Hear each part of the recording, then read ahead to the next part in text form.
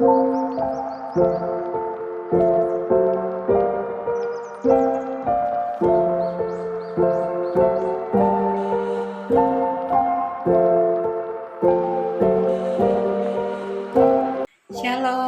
teman-teman, saat ini saya akan membahas refleksi mengenai isu ekologi Alkitab dan gereja, menggali hubungan yang dalam antara ajaran agama Kristen, tanggung jawab ekologis umat manusia, dan peran gereja dalam menjaga keberlanjutan alam semesta.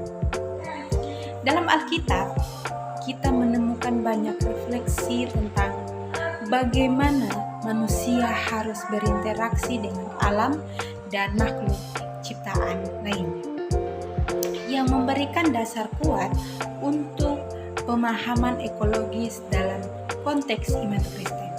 Dalam Kejadian 1 ayat 28, manusia diberikan mandat oleh Allah untuk beranak cucu dan bertambah banyak. Penuhilah bumi dan taklukkanlah itu.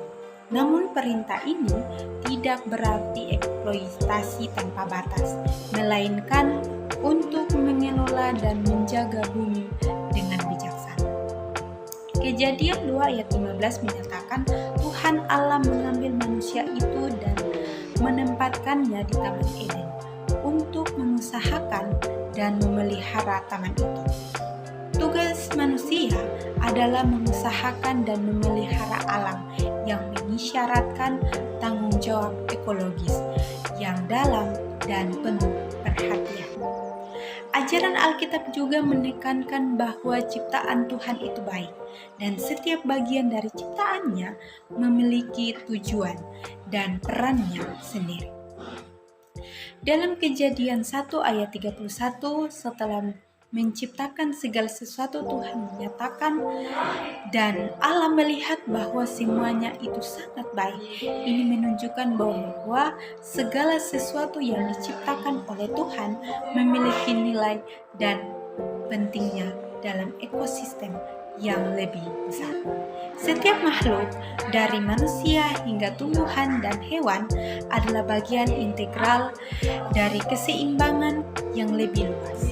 Ketika kita merusak satu bagian, kita merusak keseluruhan sistem yang saling bergantung.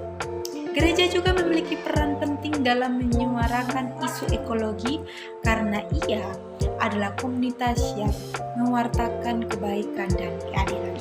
Dalam konteks gereja, isu lingkungan harus dilihat sebagai bagian dari panggilan moral umat Kristen untuk mengasihi Tuhan dan sesama, serta mencintai bumi sebagai ciptaannya.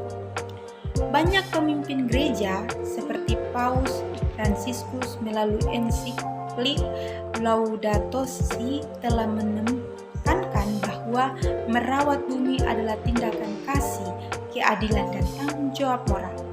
Laudato Si juga mengingatkan kita bahwa kerusakan lingkungan seperti perubahan iklim seringkali mempengaruhi orang miskin dan yang paling rentan, yang memperlihatkan bahwa isu lingkungan adalah isu keadilan sosial. Dalam refleksi ekologi, gereja juga dapat menggali aspek dosa ekologis. Ketika manusia menyalahgunakan sumber daya alam, mengabaikan keberlanjutan atau merusak bumi untuk keuntungan pribadi, kita sebenarnya terlibat dalam dosa terhadap ciptaan Allah. Ini adalah panggilan bagi gereja untuk bertobat dan memperbaiki hubungan dengan Allah. Sebagai gereja, kita diajak untuk mengakui kesalahan-kesalahan masa lalu dan berkomitmen untuk hidup secara lebih harmoni dengan Allah. Sesuai dengan kehendak Tuhan, gereja dapat menjadi contoh solidaritas ekologis dengan bekerja sama dalam menjaga bumi. Ini bisa terlihat dalam upaya bersama untuk mengurangi limbah, mendukung pertanian keberlanjutan, atau mengadvokasi kebijakan lingkungan yang ramah bumi. Mengingat bahwa bumi adalah rumah bersama untuk untuk semua makhluk ciptaan. Gereja memiliki peran untuk menyatukan umat manusia dalam menjaga dan merawatnya dengan menekankan bahwa pengelolaan yang baik terhadap bumi adalah bentuk kasih terhadap sesama.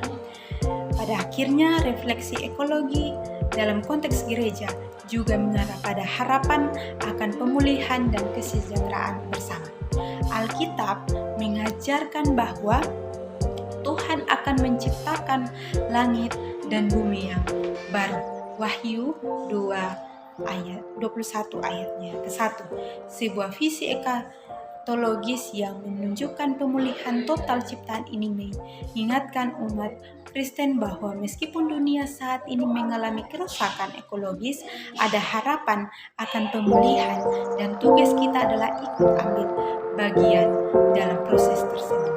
Refleksi tentang isu ekologi, Alkitab dan gereja mengajarkan bahwa menjaga bumi adalah tanggung jawab yang sangat mendalam bagi umat Kristen. Gereja tidak hanya mencari